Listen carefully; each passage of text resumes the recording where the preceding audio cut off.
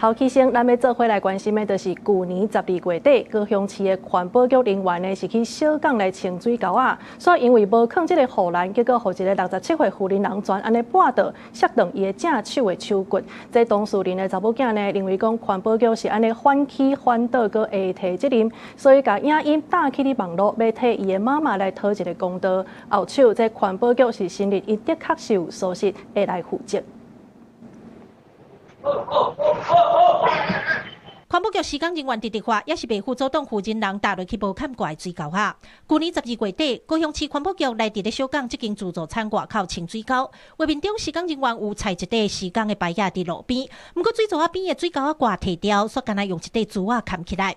細位的負責人講，伊逐工來這包便當進前攏會先洗手，水溝無看掛，攏無採過屍體測，害其絆斷手骨，甲單也無摘掉家己騎車。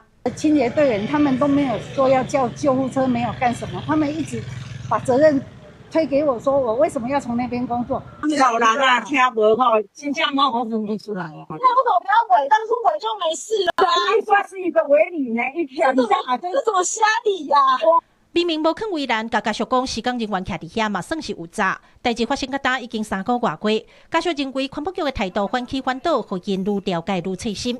家屬講阿母的正手骨斷去開刀，在1公分長的空喙也佇咧復健，即擺行路看到水溝啊攏會驚。3月2日調解會，環保局的副處長推卸責任，講話袂負人聽，家屬袂堪入去，才會佇網絡大文圖公道。國賠會議那一天就開始說。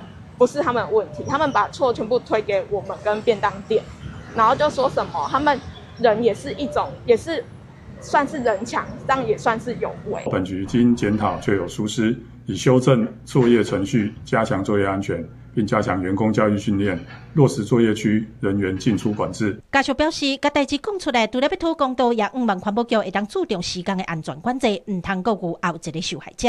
環保局講，這個代志已經進入國賠庭訴，環保局會負起相關的賠償責任。記者郭家祖、柯昭陽、高雄場報道。